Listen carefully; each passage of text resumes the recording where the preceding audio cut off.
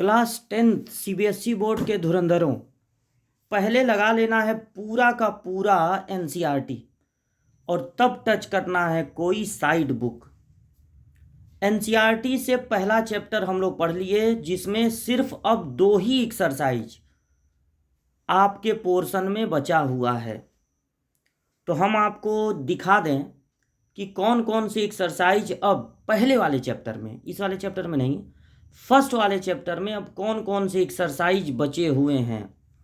तो देखिए, फर्स्ट वाले चैप्टर में, ये नहीं है अभी फर्स्ट वाले चैप्टर में बचा हुआ है अब जो रिड्यूस सिलेबस है। ये एक्सरसाइज 1.2 करके हम पढ़ाए थे, लेकिन अब ये एक्सरसाइज 1.1 हो गया है, जो नई एनसीईआरटी की बुक आई है। तो यूक्लिड डिवीजन एल्गोरिथम हटा दिया गया है कोर्स से और बुक से भी, और 1.1 में अब आपको ये पढ़ना है जो हम लोग पढ़े थे 1.2 में, और जो हम लोग 1.3 में पढ़े थे वो अब आपको पढ़ना है। वो अब नई वाली बुक में हो चुका है एक्सरसाइज 1.2। तो जो हम आपको पहला चैप्टर पढ़ाए हैं उसमें सिर्फ आपको अब यही दोनों चीज़ें पढ़नी हैं, 2 एक्सरसाइज पढ़ने हैं। डिवीजन एल्गोरिदम जो था यूक्लिड का, वो अब बुक से हटा दिया गया है।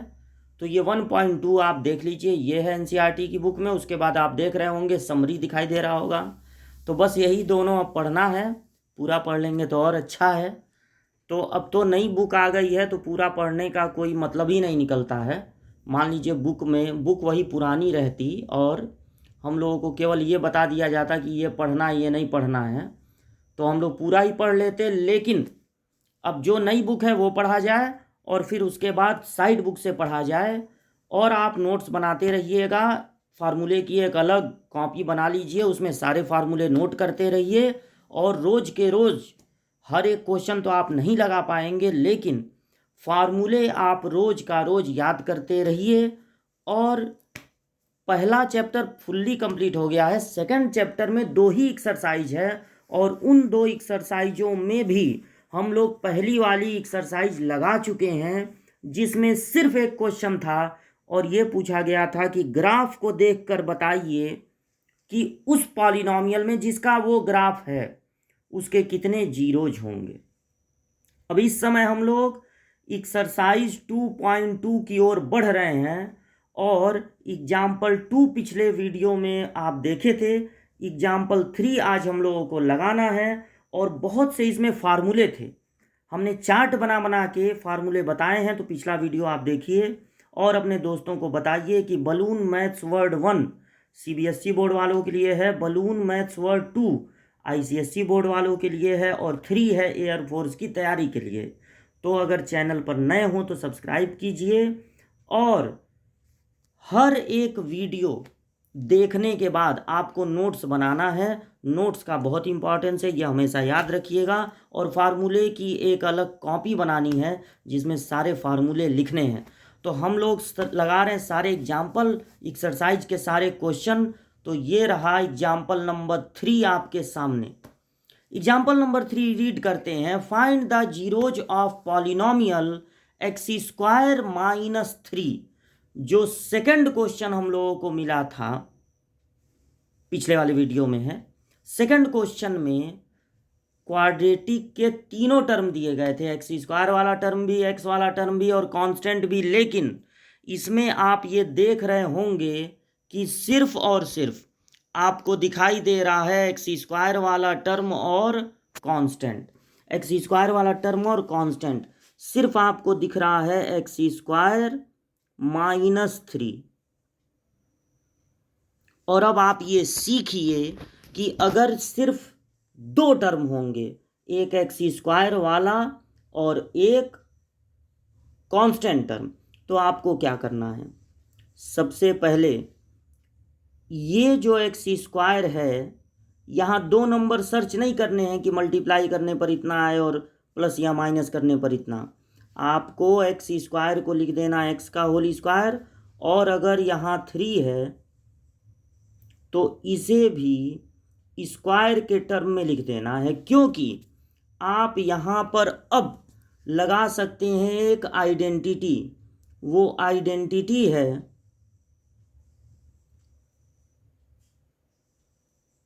ए स्क्वायर माइनस बी स्क्वायर का। ए स्क्वायर, या आप एक्स के रूप में पढ़े हैं, बार बार हम भूल जाते हैं, आप एक्स के रूप में पढ़े हैं तो क्यों ना एक्स के रूप में ही बताया जाए। X square minus Y square को आप लिख सकते हैं, या A square minus B square को एक ब्रैकेट में दोनों के बीच में प्लस और एक ब्रैकेट में दोनों के बीच में माइनस। हम इसी आइडेंटिटी का यूज यहां पर करेंगे और x के प्लेस पर तो x ही रखना है और y के प्लेस पे हम लोग रख दिया जाएगा √3। तो ये हो गया एक ब्रैकेट में x प्लस √3 और सेकंड ब्रैकेट में x माइनस √3। इस तरह से आपको दो ब्रैकेट मिले, ये कहलाएगा एक्स स्क्वायर माइनस 3 का फैक्टराइजेशन। तो फैक्टराइजेशन करने के बाद आप क्या करते हैं, आप हेडिंग डालते हैं फॉर जीरोज। आप हेडिंग डालते हैं फॉर जीरोज। जीरोज के लिए हमें इस पॉलिनॉमियल को, इसको स्टार्टिंग में आप एक पॉलिनॉमियल सपोज कर सकते हैं px, तो हमें px को कर देना होगा 0 के इक्वल। अब px की जगह ये px है, इसको हमने ए स्क्वायर माइनस बी स्क्वायर के फॉर्म में लिख लिया, ये भी px है, फिर हमने यहाँ पर फार्मूला लगा दिया। अब इस px को जब हम 0 के इक्वल करेंगे तो हम क्या करेंगे, px के प्लेस पे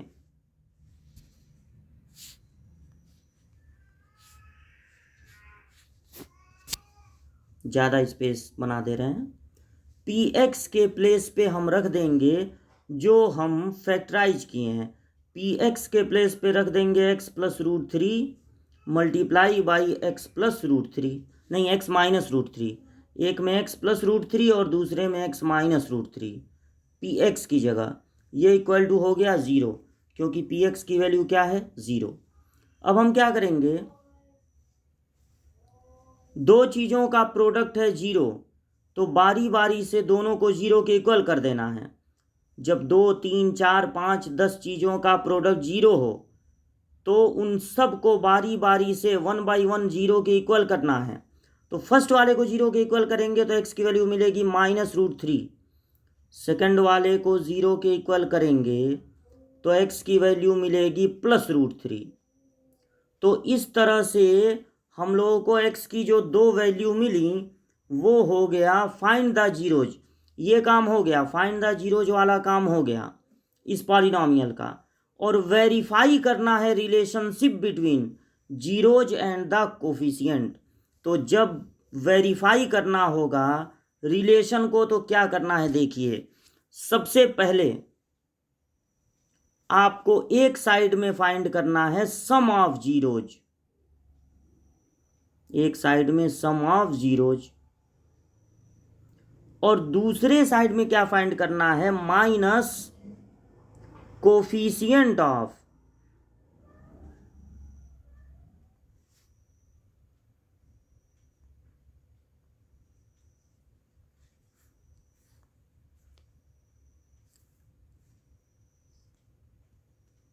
x upon coefficient of x square, और देखना है कि ये दोनों साइड इक्वल आ रहे हैं कि नहीं। तो सम ऑफ जीरोज, ये फार्मूला आपको पिछले वीडियो में बताया गया था, अगर कोई कन्फ्यूजन हो इसमें तो आप पिछला वीडियो देखें, उसमें relationship between coefficient and zeros बताया गया था। तो सम ऑफ जीरोज यहाँ क्या करना है, माइनस √3 है पहला जीरोज, उसमें ऐड कर देना है क्योंकि सम है ना दूसरे वाले जीरोज को, तो कितना आएगा 0। अब आपको इक्वेशन देखना है, इक्वेशन को देखकर कोफिशिएंट ऑफ x, अगर आप अपने इक्वेशन को देखें तो कोफिशिएंट ऑफ x, x तो यहाँ है ही नहीं, तो माइनस कोफिशिएंट ऑफ एक्स कितना है 0। एक्स वाला टर्म तो है ही नहीं, तो कोफिशिएंट ऑफ एक्स होगा 0 और कोफिशिएंट ऑफ एक्स स्क्वायर यहाँ से देखिए है 1। 0 प्लस माइनस नहीं होता, 0 0 ही होता है। और 0 को किसी भी नॉन जीरो नंबर से अगर डिवाइड करें तो 0 ही आएगा। दोनों साइड इक्वल आ गए। अब फिर आपको एक काम और करना है, आपको फाइंड करना है product of zeros. Product of zeros होगा -√3 में मल्टीप्लाई कर देना होगा √3 से। तो प्लस माइनस का इंटू माइनस होता है और √3 और √3 का इंटू हो जाता है 3। जो दोनों जीरोज मिले हैं उनका कर देना है मल्टीप्लाई। और दूसरे साइड में आपको क्या फाइंड करना है, कांस्टेंट टर्म। ये फार्मूला होता है constant term upon coefficient of, ये ऑफ है, कोफिशिएंट ऑफ एक्स स्क्वायर। तो यहां पर आप देख लीजिए कांस्टेंट टर्म है -3 और कोफिशिएंट ऑफ एक्स स्क्वायर आपको दिख रहा होगा 1। तो -3 को 1 से आप जब डिवाइड करेंगे तो आपको मिलेगा -3। ये भी दोनों साइड इक्वल आ गए। यही होता है जीरोज और कोफिशिएंट ऑफ पॉलिनोमियल के बीच में रिलेशन। क्या रिलेशन होता है, सम ऑफ जीरोज इक्वल होना चाहिए minus coefficient of x upon coefficient of x square, और प्रोडक्ट ऑफ जीरोज इक्वल होना चाहिए किसके, constant term upon coefficient of x square. फिर एक बार समझ लीजिए। अगर आपको अच्छा लास्ट में आपको जब ये काम हो जाए तो लिख देना है हेंस वेरीफाइड।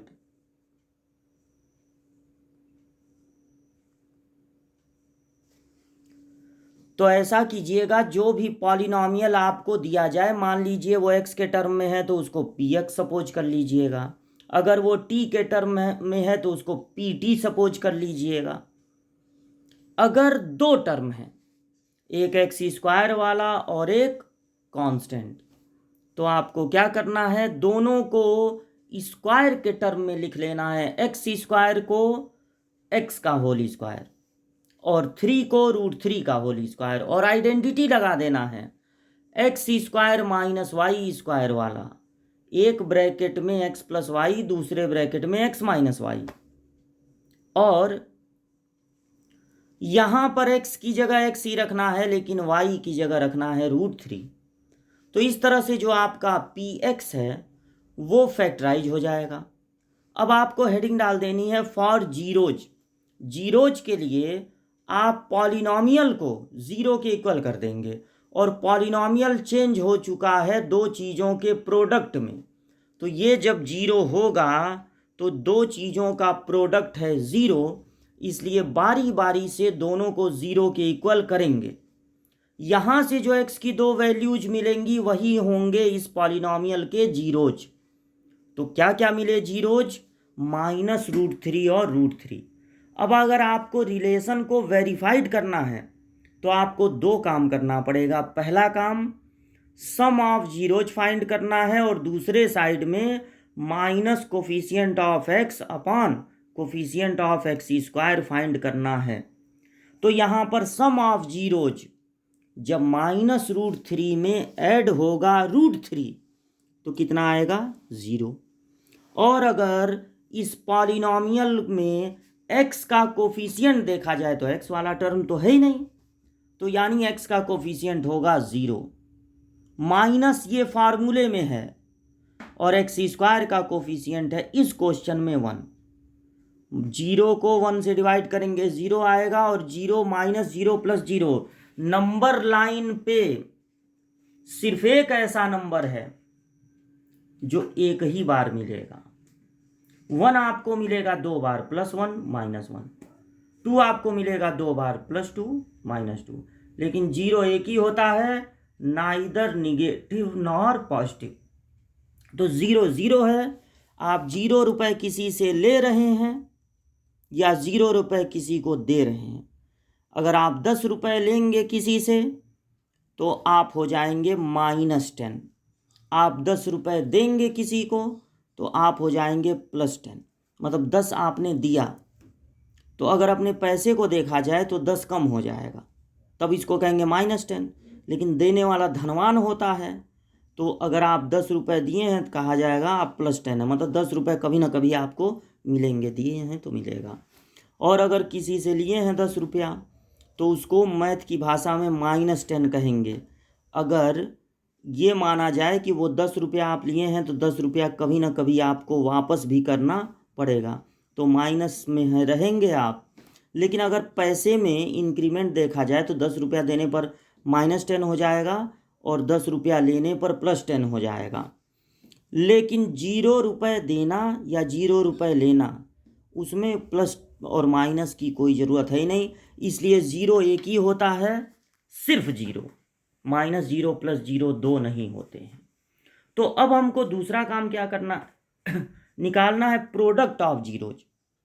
तो जो दोनों जीरोज मिले हैं उनका प्रोडक्ट, माइनस और प्लस का प्रोडक्ट माइनस होता है और √3 का प्रोडक्ट होता है 3।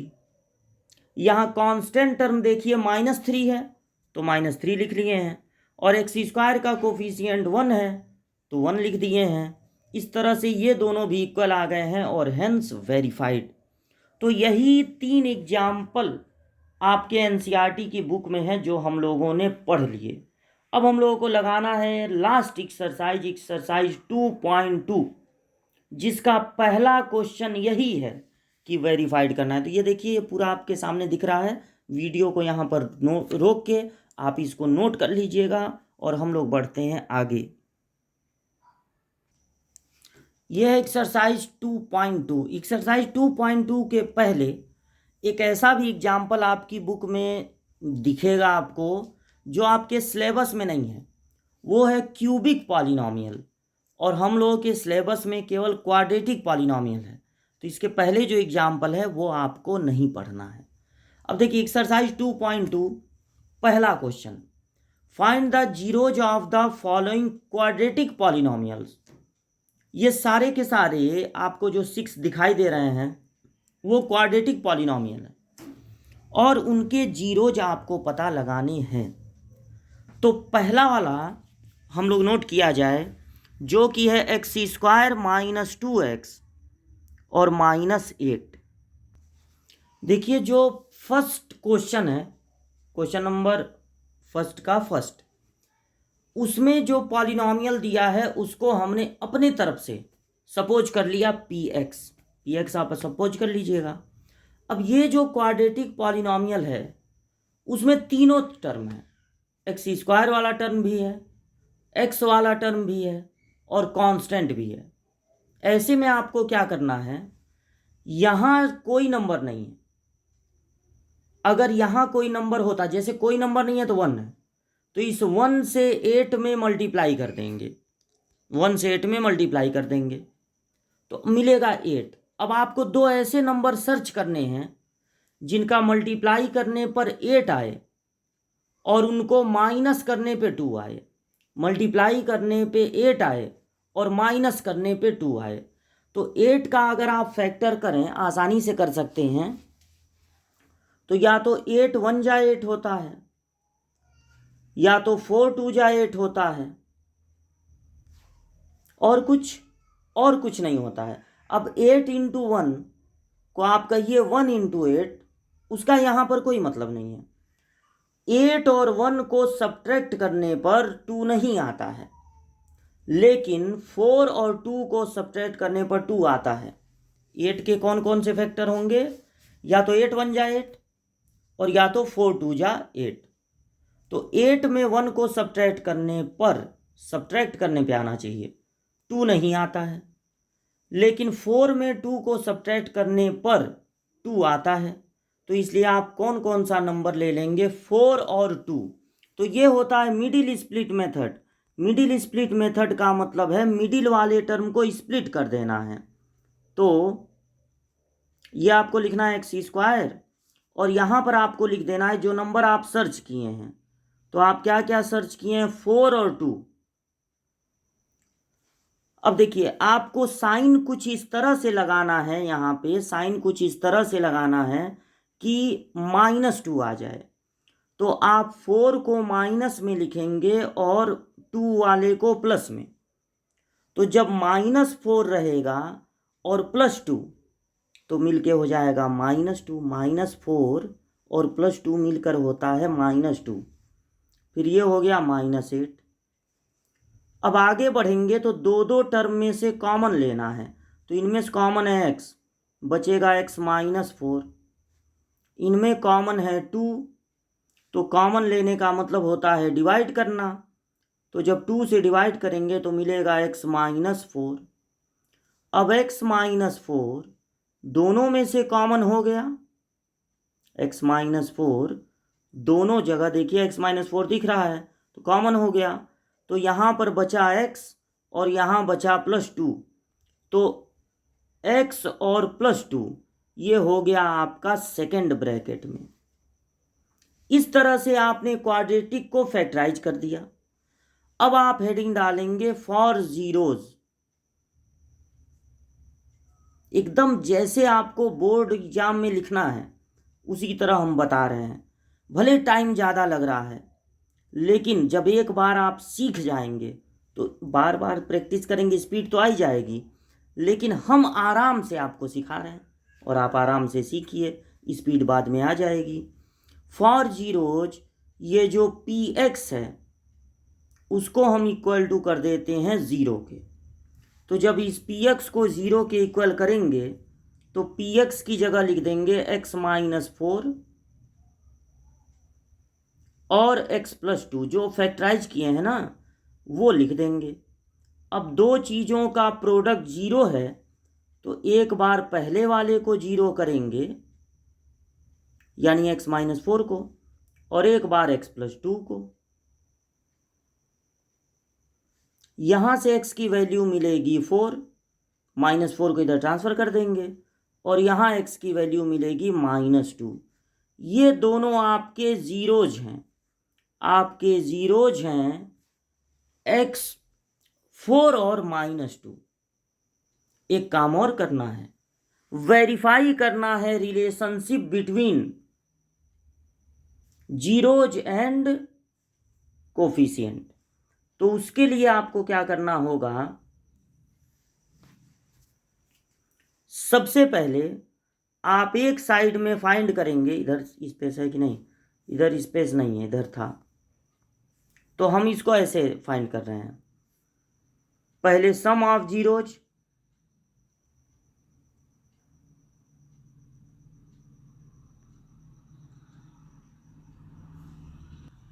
तो दोनों जीरोज को ऐड कर दीजिए, 4 में ऐड कर दीजिए -2 को, तो आपको मिलेगा 4 और प्लस माइनस मिलके माइनस, तो आपको 2 मिलेगा।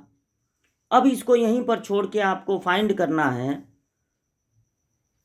माइनस कोफिशिएंट ऑफ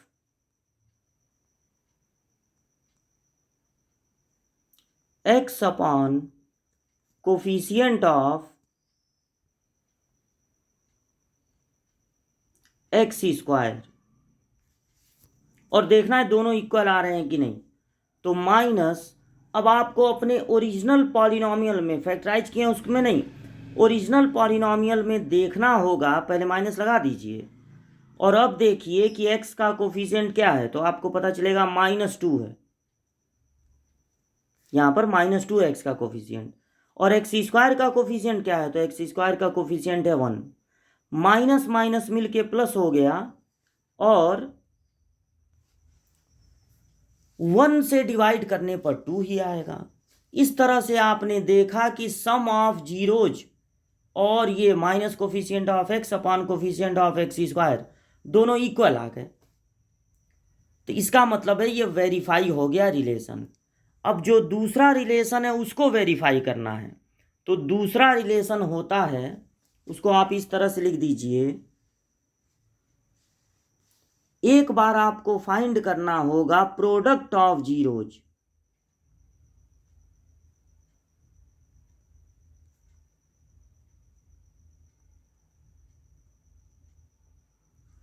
तो यानी कि 4 में आपको मल्टीप्लाई कर देना है -2 से। जब एक साथ दो दो साइन आए ब्रैकेट लगाना जरूरी है। प्लस माइनस का इंटू माइनस होता है और 4 2 जा 8। और फिर फाइंड करना है कांस्टेंट टर्म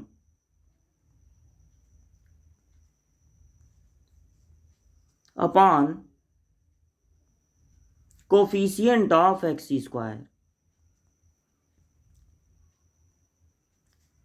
अब आप अपने पॉलिनॉमियल में अगर देखेंगे तो कांस्टेंट टर्म आपको दिख रहा होगा -8 और कोफिशिएंट ऑफ एक्स स्क्वायर दिख रहा होगा 1। -8 को 1 से डिवाइड करेंगे तो आएगा -8। तो इस तरह से ये दोनों भी इक्वल आ गए और ये दोनों भी इक्वल आ गए, तब वेरीफाई हो गया ये रिलेशन। फिर एक बार आप पूरा समझ लीजिए, जो भी पॉलिनॉमियल आपको मिलेगा अगर वो एक्स के टर्म में है तो आपको उसको सपोज कर लेना है पहले px। अगर तीनों तरह के टर्म हैं तो दो नंबर सर्च करने पड़ेंगे। यहाँ नंबर्स ऐसे सर्च करने हैं कि इंटू करने पे 8 आए और माइनस करने पे 2। तो वो नंबर होंगे 4 और 2। जब यहाँ पर -2x है तो आप 4 को माइनस में लेंगे और 2 को प्लस में, ताकि बड़ा वाला माइनस में रहे और दोनों को ऐड करने पर रिजल्ट माइनस में आए। फिर आप क्या करेंगे, फिर आप दो दो टर्म में से कॉमन लेंगे तो दोनों जगह बच रहा है x-4। अब x-4 दोनों में से कॉमन हो गया तो x+2। जीरोज के लिए इस पॉलिनॉमियल को जीरो के इक्वल करेंगे तो x-4 इंटू x+2 हो गया 0। अब दो चीज़ों का प्रोडक्ट 0 है तो 1/1 दोनों को 0 के इक्वल करेंगे। इस तरह से आपको x की वैल्यू मिलेगी 4 और -2, यही हो जाएंगे जीरोज। अब रिलेशन को वेरीफाई करने के लिए क्या करेंगे, एक बार निकालेंगे सम ऑफ जीरोज और फिर एक बार coefficient of x upon coefficient minus coefficient of x upon coefficient of x squared. तो यहाँ सम ऑफ जीरो जाएगा 2, क्योंकि 4 बड़ा है तो पॉजिटिव आएगा। और कोफिशिएंट ऑफ x यहाँ पर है -2, लेकिन एक माइनस पहले से है फार्मूले में तो माइनस माइनस मिलके हो जाएंगे प्लस, अपॉन 1 यानी 2। प्रोडक्ट ऑफ जीरोज तो 4 में -2 का इंटू करेंगे आएगा -8। Constant term upon coefficient of x square फिर आपको फाइंड करना है। ये चारों आपको याद रखना पड़ेगा कि यही चारों फाइंड करना है और ये वाला इसके इक्वल होना चाहिए और ये वाला इसके। तो कांस्टेंट टर्म यहाँ पर क्या है -8 और इस बार फार्मूले में माइनस नहीं है, वो केवल पहले वाले में होता है माइनस, दूसरे वाले में नहीं होता है। तो -8 लिख देंगे, इस बार माइनस और माइनस प्लस होगा नहीं। और कोफिशिएंट ऑफ एक्स स्क्वायर है 1 तो 1 से डिवाइड कर देंगे, ये भी दोनों इक्वल आ गए, तब आपका रिलेशन जो है वो हो गया वेरीफाई। तो ये पूरा आपको एक साथ यहाँ पर दिख रहा होगा। अगर आप इसे वीडियो को यहीं पर रोक करके जूम करके नोट करना चाहें आराम से नोट कर सकते हैं। आप फुली डिपेंड हो जाइए बलून मैथ्स वर्ल्ड 1 पे अपने एकेडमिक बोर्ड की प्रिपरेशन के लिए, और आपको कहीं इधर लेफ्ट राइट में देखने की ज़रूरत नहीं है। सारे क्वेश्चन, सारे एग्जाम्पल, सारे सैम्पल पेपर और साइड बुक आपको सब कुछ यहाँ पर मिलेगा। तो चलिए बढ़ते हैं आगे, इसको आप नोट कर लीजिएगा और इसको हम कर देते हैं पूरा डिलीट। और फिर उसके बाद हम लोग बढ़ते हैं आगे और देखते हैं क्वेश्चन नंबर 2। तो क्वेश्चन नंबर 2 देखिए, आपको दिख रहा होगा ये एस के टर्म में है। एस के टर्म में है 4s² - 4s + 1। तो इसको नोट कर लिया जाए, 4s², इसे हम कहेंगे PS। ये है हमारा 4s² माइनस 4s प्लस 1। अलग अलग क्वेश्चन आपको अलग अलग जानकारियां दे सकते हैं। तो ये हमने नोट कर लिया यहाँ पर। और अब जब इसको लगाया जाएगा तो देखिए इसमें भी 3 टर्म है, 3 टर्म है। और अगर यहाँ पर कोई नंबर है स्क्वायर वाले के साथ तो मन में इन दोनों का मल्टीप्लाई कर देना है। तो 4 1 जा कितना होगा 4, इंटू करने पे 4 आए, प्रोडक्ट 4 हो, और प्लस करने पर भी 4 आए, तो 4 के 2 ही फैक्टर होते हैं। 4 या तो होता है 1 इंटू 4 और या तो होता है 2 इंटू 2। तो यहाँ पर 4 इंटू 1 ठीक नहीं रहेगा, क्योंकि इनको ऐड करने पर आ जाता है 5 और 5 हमको नहीं चाहिए। इनको ऐड करने पर आता है 4 तो हमको 4 ही चाहिए। यानी नंबर्स क्या मिले 2 और 2। अगर आपको ये पता चला कि नंबर्स 2 और 2 हैं तो आप समझ जाइएगा, नंबर अगर आपको मान लीजिए पता चले 2 2 है 3 3 है, मतलब सेम है, 2 2 है 3 3 है 4 4 है, तो आप समझ जाइएगा कि ये एक परफेक्ट स्क्वायर होगा। तो आप इसको मिडिल स्प्लिट से भी फाइंड कर सकते हैं और ऐसे भी फाइंड कर सकते हैं। ये है 2s का होल स्क्वायर और माइनस प्लस ये है 1 का होल स्क्वायर, और इसको जो बच गया उसको 2ab लिख दीजिए। 2 इंटू ए मतलब 2s इंटू बी मतलब 1। तो ये a² plus b² minus 2ab की तरह हो जाएगा। यानी ये हो जाएगा a माइनस है ना यहाँ पे माइनस b का होल स्क्वायर। लेकिन चूंकि आपको 2 2 जीरो चाहिए, इसलिए अगर आपको होल स्क्वायर मिला है तो आप इसे 2 बार लिख देंगे।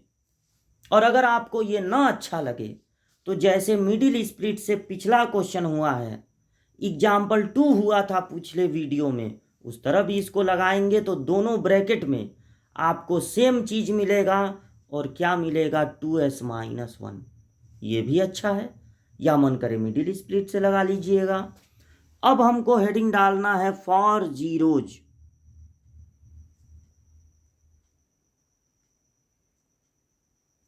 और px को कर देना है 0। नहीं, यहाँ पर px नहीं है, ps है, क्योंकि हमारा वेरिएबल इस क्वेश्चन में s है। तो ps को कर देना है 0 और ps की जगह लिख देना है जो फैक्टराइज करने पर मिला है 2s माइनस 1 2 टाइम्स। जब दो चीजों का प्रोडक्ट 0 है तो बारी बारी से दोनों को 0 के इक्वल करेंगे। यहां से 2s इक्वल होगा 1 ट्रांसफर करने पे, और s की वैल्यू हो जाएगी 1/2। सेम यहां से भी s की वैल्यू वही मिलने वाली है क्योंकि ये दोनों सेम हैं। तो हमें जीरोज तो मिल गए, लेकिन अब हम लोगों को रिलेशन भी वेरीफाई करना है। तो हम क्या करेंगे, फाइंड करेंगे सम ऑफ जीरोज।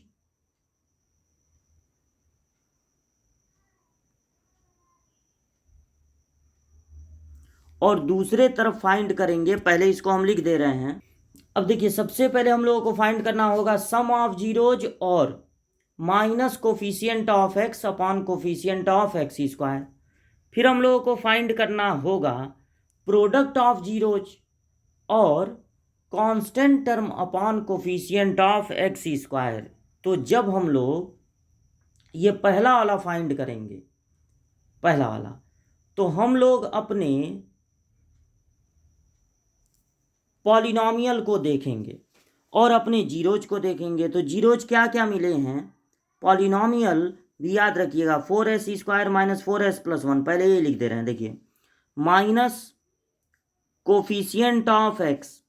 तो कोफिशियंट ऑफ एक्स एस कितना है? अच्छा, यहाँ पर एक बात है, एक बात बताना पड़ेगा कि यहाँ पर जो हमारा वेरिएबल दिया था वो एक्स नहीं एस है, तो इसलिए जहाँ जहाँ हम ये एक्स लिखे हैं वहाँ वहाँ एस आपको लिखना है। इसको यहीं पर बना दे रहे हैं, एस 3 जगह है, यहाँ पर एस। अब सम ऑफ जीरोज होगा 1/2 प्लस 1/2, तो आधा आधा ऐड होके 1 हो गया, 1/2 ऐड होके 1, और प्रोडक्ट ऑफ जीरोज हो जाएगा 1/2 इंटू 1/2, तो 1/2 इंटू 1/2 कितना होगा? 1/4। अब अगर आप अपने एक्सप्रेशन को देखें, यहाँ पर दोबारा लिख दे रहे हैं, 4s² माइनस 4s+1, तो माइनस कोफिशियंट ऑफ एस क्या होगा? -4, और कोफिशियंट ऑफ s² कितना है? 4, कितना आएगा? 1, क्योंकि माइनस माइनस का इंटू प्लस, और 4 को 4 से डिवाइड करेंगे 1, तो ये देखिए दोनों इक्वल आ गए। अब यहाँ पर कांस्टेंट टर्म आप लिखेंगे 1 और कोफिशियंट ऑफ s² लिखेंगे 4, तो ये भी 1/4, ये भी 1/4। अब इसको यहाँ पे कट कर देते हैं, यहाँ पर आप लिख देंगे हेंस वेरीफाइड, यानी इस तरह से ये वेरीफाइड हो गया। तो पूरे क्वेश्चन को अगर आप एक साथ देखना चाहें तो देख लीजिए।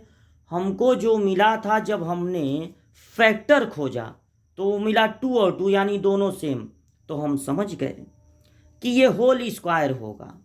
अब हम इसको मिडिल स्प्लिट से भी सॉल्व कर सकते हैं, फैक्टराइज कर सकते हैं, या फिर एक तरीका और है कि हम इसको होल स्क्वायर में कर दें ब्रेक। तो जब हम इसको होल स्क्वायर में ब्रेक करेंगे तो इस तरह से करेंगे, 4s को लिख सकते हैं 2s का होल स्क्वायर, और 1 को लिख सकते हैं 1 का होल स्क्वायर। अब जो एक और टर्म बच गया, कोई जरूरी नहीं वो बीच में हो, कहीं भी हो सकता है, एक टर्म जो बच गया उसको हमको लिखना है 2ab, यानी 2 इंटू फर्स्ट इंटू सेकेंड। तो अब ये हो गया a² plus b² minus 2ab, यानी a माइनस b का होल स्क्वायर, और होल स्क्वायर को हमको लिख देना है 2 टाइम्स, क्योंकि हमें एग्जैक्ट 2 वैल्यू चाहिए, 2 जीरो चाहिए, क्योंकि ये क्वाड्रेटिक है। जब हमने बारी बारी से इनको 0 के इक्वल किया तो हमें s की a की वैल्यू मिली 1/2। अब हमको रिलेशन वेरीफाइड करने के लिए फाइंड करना था सम ऑफ जीरोज और minus coefficient of s upon coefficient of s²। तो सम ऑफ जीरोज आया 1, कोफिशियंट ऑफ s है -4 और कोफिशियंट ऑफ s² है 4। यहाँ पर ऑलरेडी एक माइनस है फार्मूले में, तो माइनस माइनस प्लस हो गया, दोनों की वैल्यू सेम आ गई। अब दूसरा काम करना है और last, product of zeros find करना है, तो 1/2 इंटू 1/2, और दूसरे साइड में निकालना है constant term upon coefficient of s², तो वो भी आया 1/4, और इस तरह से वेरीफाइड हो गया। तो ये पूरा एक साथ देखिए यहाँ पर आपके सामने है, अगर आप चाहें तो जूम करके रोक के वीडियो और इसको नोट कर सकते हैं। अब बढ़ते हैं अगले क्वेश्चन की ओर, क्वेश्चन नंबर 3। तो पहले इसमें से मेन पोर्शन को हम डिलीट कर दें। अब देखिए नेक्स्ट क्वेश्चन, फर्स्ट का थर्ड, जैसा कि हमने आपको बताया कि हर क्वेश्चन कुछ ना कुछ नया सिखाने वाला है। तो पहले वाले में आपने देखा नॉर्मल क्वेश्चन था, दूसरा वाला होल स्क्वायर था। अब ये जो थर्ड है वो आपको क्या सिखा रहा है, देखिए 6x² minus 3 minus 7x, 6x² minus 3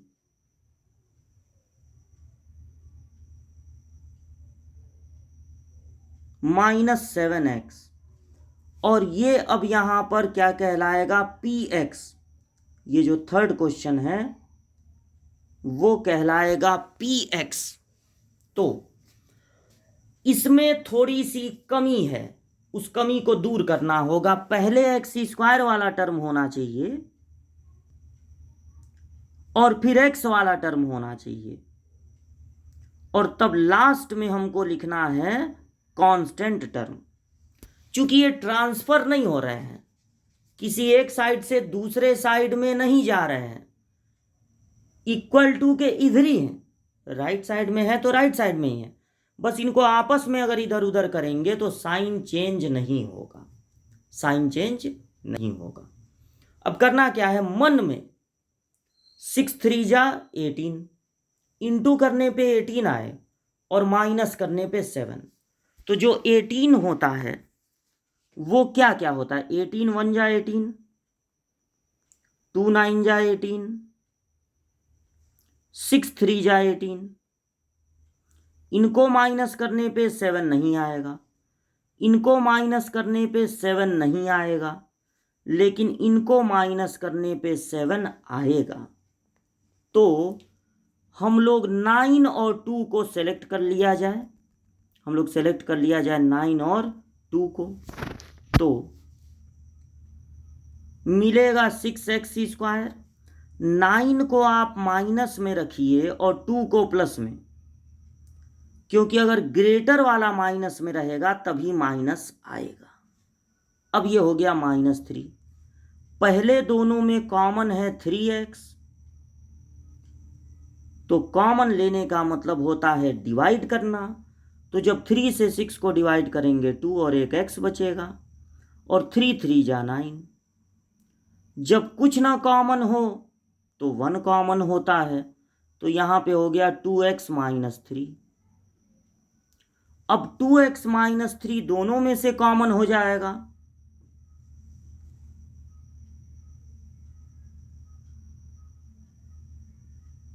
तो यहां बच जाएगा 3x और यहां बच जाएगा +1।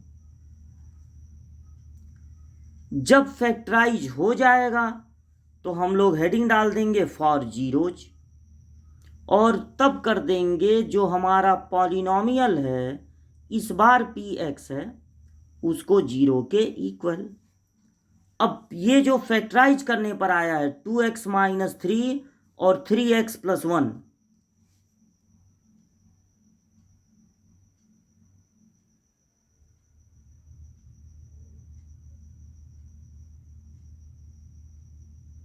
वही px के प्लेस पे रख देंगे, और बारी बारी से 1 बाई 1 जब दोनों को 0 के इक्वल करेंगे तो यहाँ से 2x = 3, तो x की वैल्यू हो गई 3/2। यहाँ पे 3x + 1 = 0, तो 3x = -1, तो x = -1/3। इस तरह से आपको 2 जीरोज मिल गए। अब हमें रिलेशन वेरीफाइड करना है, तो हम फाइंड करेंगे सम ऑफ जीरोज, मीन्स 3/2 में ऐड करेंगे -1/3 को। तो 2 और 3 का एलसीएम होगा 6, 3 3 जा हो जाएगा 9, और प्लस माइनस माइनस होता है, 2 1 जा 2, तब आपको मिलेगा 7/6। और दूसरे साइड में फाइंड करेंगे coefficient of x upon coefficient of x²।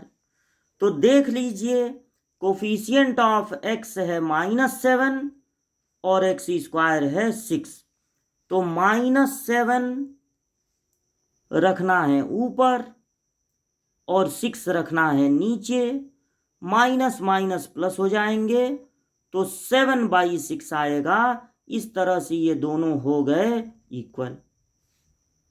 अब दूसरा, प्रोडक्ट ऑफ जीरोज, तो आप जो दोनों जीरोज मिला है 3/2 में मल्टीप्लाई कीजिए -1/3 से, जो दूसरा जीरोज है। तो यहाँ पर 3 और 3 हो गए कैंसिल और आ गया -1/2। अब कांस्टेंट टर्म और कोफिशिएंट ऑफ एक्स स्क्वायर, तो कांस्टेंट टर्म देख लीजिए -3 है और कोफिशिएंट ऑफ एक्स स्क्वायर 6 है, -3 और ये 6, तो ऊपर रखना है -3 और नीचे रखना है 6। कैंसिल हो जाएगा तो आएगा -1/2। इस तरह से ये दोनों भी हो गए इक्वल। तो यहाँ पर एक नई बात आपके सामने आई, छोटी सी बात है लेकिन नई तो है ही। खैर, नया ये है कि एक्स स्क्वायर के बगल में एक्स होना चाहिए फिर कांस्टेंट टर्म। और ये पूरा क्वेश्चन अब आपके सामने है, इसको पॉज करके जूम करके आप देख सकते हैं। आज की वीडियो इतना रहने दिया जाए। हम लोग 2.2 के फर्स्ट का 3 क्वेश्चन लगा चुके हैं और अगले वीडियो में हम लोग 4th क्वेश्चन से स्टार्ट किया जाएगा।